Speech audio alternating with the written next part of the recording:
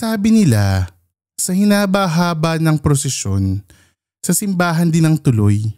Pero paano kung hindi tumuloy ang babaeng pakakasalan mo sa simbahan? Isang madamdaming letter ang ating babasahin on today's Kiligang sa Gabi. Pero bago yan, pakinggan muna natin ang ating ka-okra of the week.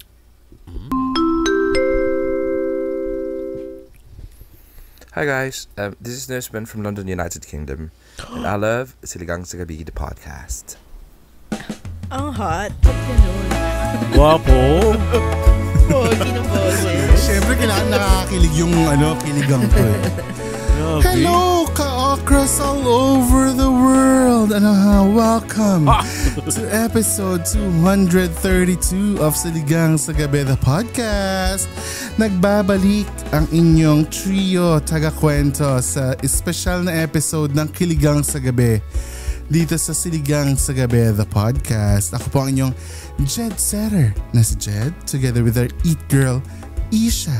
At of course, ang ating master, storyteller na si Mike. Kwento ako. Hi guys! Annyeong!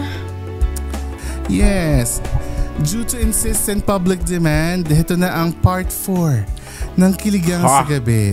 Kasi nga sabi natin marami pa tayong letter na hindi nababasa. Kasi hindi na nakapagintay yung February ha? Oo, hindi na kinaya ng February. Gusto na namin i-share ito ha. So, ito ang part 4 ng Kiligang sa Gabi. So again, keep the letters coming kung meron pa kayong kwentong gustong ikwento sa amin or ihingi na advice about love. Akala mo naman talaga marurunong about love. Go na kayo, mag-email na kayo sa siligangsagabi@gmail.com ha. Yun ang ano natin for Kiligang sa Gabi. Maganda. Nag-radio show na ulit tayo. Oh yes. Balik radio show tayo dito ha. Oo, kasi nga alam mo naman, idol natin yung mga DJs natin. Ito lang ang ating reminder. Siyempre itong mga letters na binabasa natin ay anonymous. So kahit anong isend nyo sa amin na letter, ipapromise namin na hindi namin babasahin unless ilagay nyo yung name nyo at gusto nyo ipabasa talaga yung name nyo. So, with your permission. With your unless permission. May gusto kayo paringgan, ganun. We will happily read their name. Correct. Kung sino gusto mag-sorry kay Isha, mag-sorry kay Isha. Uy, grabe, tapos na yun. Ay, tapos na ba yun? Tapos na yun. Tagal na. But anyway, hello sa mga nakikinig sa atin dito sa Spotify, sa mga nanonood sa YouTube, sa Patreon, sa Facebook, at syempre sa mga members natin, annual or monthly, hello sa inyo. Umpisa na ng year 5 natin sa podcasting journey. Kaya naman, ito na rin ang journey natin to 1 million downloads. Kaya keep on sharing the pod and stream our episodes. Siligang Express on Mondays 10 a.m. and Siligang sa Gabi main episodes every Wednesday 12 noon wherever you get your podcasts. Okay, so simulan na natin ang istoryahe ng ating letter sender. Okay? Guys, ang pagbabasa nito dapat damang-daman nyo yung bawat linya. Ay, damang-daman. Okay. Kasi ito ay isang madamdaming letter. Okay? Simulan na natin ang ating letter sender for today. Ito ang letter ni Ian. Ito ang kanyang sulat. Sabi niya, hello po. Ako po si Ian. Listener ng podcast nyo ang kapatid ko. Sorry. So hindi siya. Oo, hindi siya. Hindi siya yung listener. Bakit natin binabasa? Ba't natin binabasa? Paano mo nalaman naghahanap kami ng sulat kung hindi ka nakikinig? Pinuksa na naman. Wala pa man sa wala pa. Kasi simula. Sorry. Wala pang one sentence na na agad. Sorry. Pasensya na po Ito kasi yung kwento niya. Palagi niya kayong pinapakinggan habang naka-work from home. Sa sala kasi yun madalas magtrabaho. Minsan nga, bigla na lang siyang tatawa mag-isa. Yun pala kayo ang dahilan. Thank kami you. Na. Bakit di may pakilala sa amin? You're the best. Bakit di may pakilala sa amin ang kapatid mo? Noong isang linggo yata yon, may sinend siyang email address nyo. Ito pala ang kwento eh. May sinend siyang email address nyo at sabi niya, mag-send nga daw ako ng heartbreak story ko. Okay. Ito na. Nag-follow up pa nga siya kung nag-send na daw ba ako. Siguro may premyo to kaya siya nag-follow up. Walang premyo. Walang premyo, sorry na lang. Sorry guys. Hehe. O baka may deadline to. Sana wala. Hahaha. Pero kung may premyo to, pwede ako muna unahin yung i-email. Para bibigyan ko na lang siya ng balato. Wala kang premyo. Charay. Haha, joke lang. Pero wait lang. May confirmation email ba kung mapipili tong story na to? Wala rin. Wala Biglaan lang. Oh, ang dami mo naman tanong. Kung anong mabunot ni Jed. Kakaloka. Oh, ito na ang question. Ito na ang kanyang story. Ayan na pala. Ito na. 3 p.m. ang kasal namin noon. Kompleto na at bride na lang ang hinihintay. Yung 10 minutes, naging 20. Naging 30 hanggang sa naging 2 hours. Oh my God. Ay, wow. Alam kong may mali. Pwede ikaw na. Mali.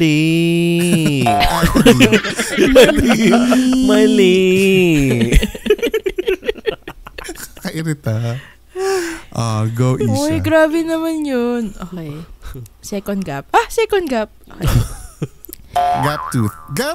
Gap tooth. Yung gap tooth ko. Ay, grabe. Gap tooth na is.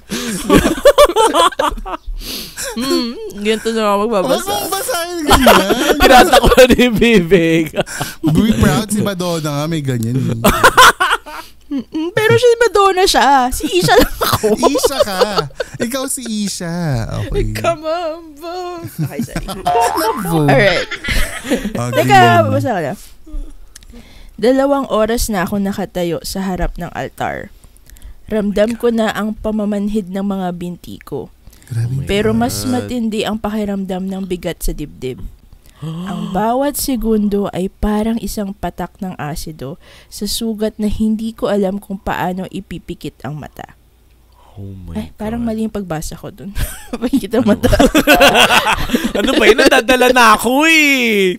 Na ako sa kwento. Kung paano yung pagbasa ko, di ba parang mali? Yung mga period. Tingnan mo. Tingnan mo. Basahin mo. Basahin mo. Sige. Ulit, from the top. Sample ko. Ikaw muna. Hindi, ito na. Ang bawat segundo, ang bawat segundo ay parang isang patak ng asido sa isang sugat na hindi ko alam kung paano ipipikit ang mata at tatanggapin. Ang pawis kong malamig, bumababa sa sentido ko habang ang mga bisita ay nagbubulungan. Mga mata nila puno ng awa at pagtataka. Uy, ayoko ng ganong feeling. Correct. Nag-ano lang sila, blink twice. Oh my God. Grabe ka, Mike. Nagbubulungan na nga Grabe kayo. Kung nakikita nyo yun sa Patreon ko, magigets nyo bakit yung blink twist. Nasaan ako? Wala. Pero wala akong pakialam. Ang hinihintay ko lang ay siya.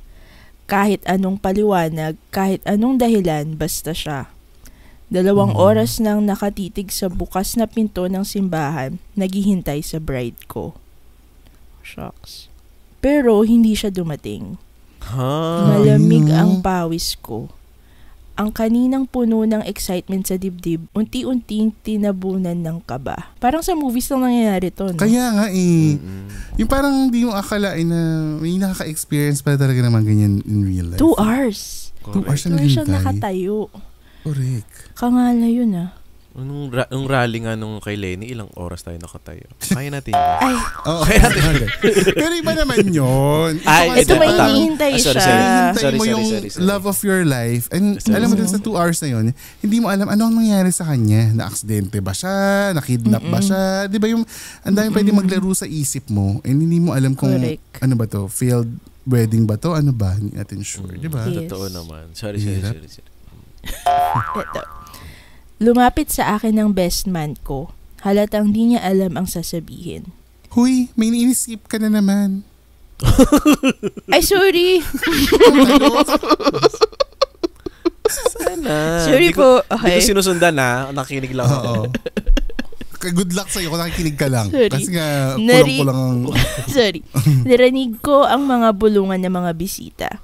May ilan ang pasimple pero halatang nag-aalalang lumabas. Ang iba nagbubukas na ng cellphone, siguro nag-uusap kung ano na ba ang nangyayari.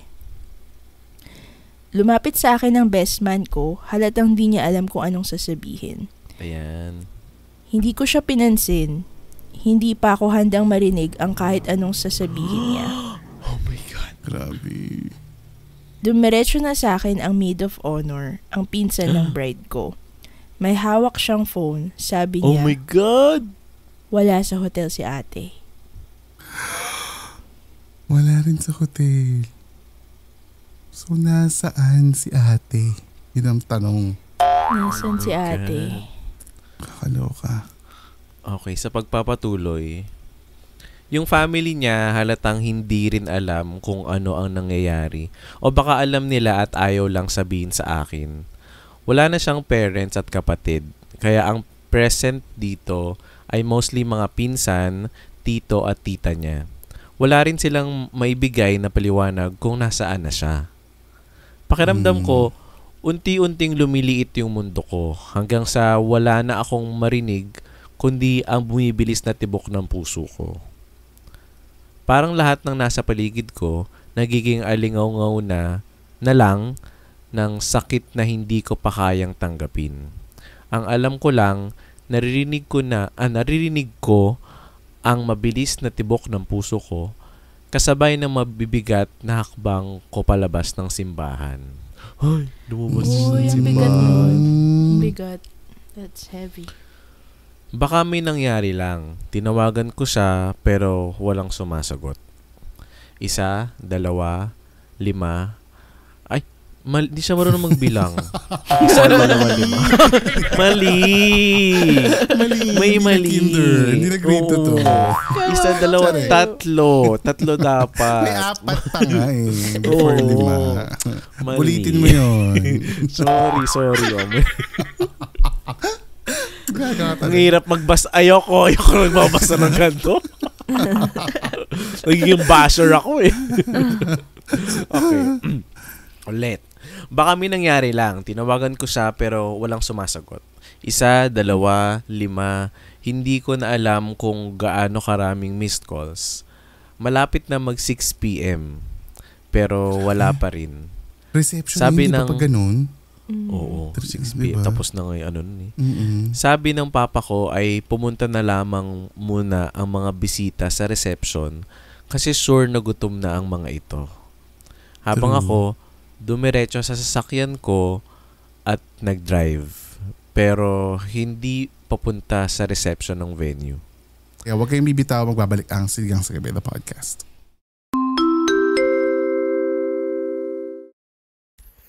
Hi guys, this is Nurse Ben from London, United Kingdom, and I love Siligang sa Gabi, the podcast.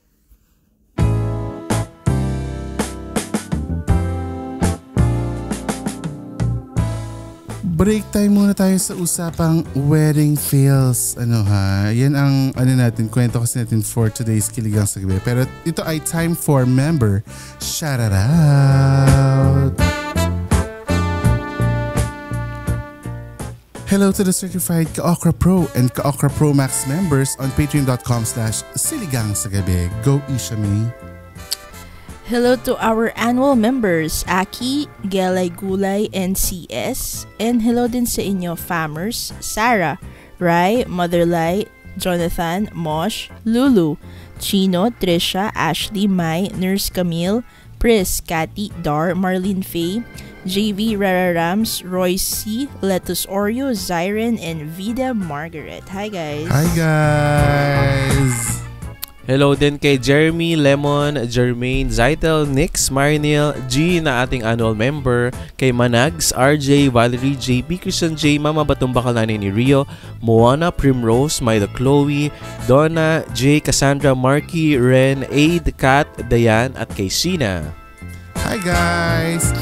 At hello din sa inyo, Jimiel, Jennifer, Shaula, at A, Mads, Franklin, Zarina, Gio, Aiko, Moy, Kims, Ozel, Mark, Vernice, Norly, Janie from the Block, Emma, Maui, Tita Cecil, Belshane, Sheila, Ferdinand, Carla, kay Manzo, at kay Dave. Hi guys! Thank you to all our members. Dahil sa inyo, may once a month live recording tayo na tuwing end of the month. At dahil din sa inyo, nakakatulong tayo sa ating chosen organizations dahil part of your subscription ay sinishare natin sa kanila. And for the month of May, napili natin ang Gawad Kalinga na tumutulong magtayo ng mga bahay at communities para sa mga nangangailangan para sama-sama tayong umunlad at tumasenso. Mag-subscribe na kayo sa patreon.com/siligangsagabi at make sure na naka-Okra Pro or Pro Max membership kayo. Monthly man yan or annual membership. Again, annual memberships are on a discount ngayon. So go na kayo, mag-member na kayo as an annual member sa patreon.com/siligangsagabi. Okay, Yes. go na. Wag na magpahintay-hintay pa kayo dyan, ha. Ngayon, idiretso na natin ito sa i-shout out sa gabi. Ayan, Go, sakto-sakto. Ito ay isa nating Sumagot yung girl? Hindi, isa siyang Patreon member, si Jean Elehorde Gim. Sabi niya, Yes. Hi Siligang, not sure kung makikita nyo ang story ko. I just want to share na 1 year na pala akong Patreon member. Wow! Congrats! Kaso ito, I received an email na hindi na daw gumagana ang card ko for the payment. Kaya nag-check ako sa Patreon account ko. Doon ko nalaman na nawala na ang recording benefit sa Ka-Okra Pro member. Yes. Pero ito, kaya ayun, upgraded na to Ka-Okra Pro Max annual subscription. I love it. Oy! Ganyan Yes. dapat, guys. Ang saya kaya kapag may live recording, kahit madaling araw dito sa amin, push lang. Yes. Perfect. Thank you sa pagpapasaya. More energy para sa inyo. God bless. From Jean Elehorde Yim. Ganun Thanks, lang ang pangalan mo. Jean.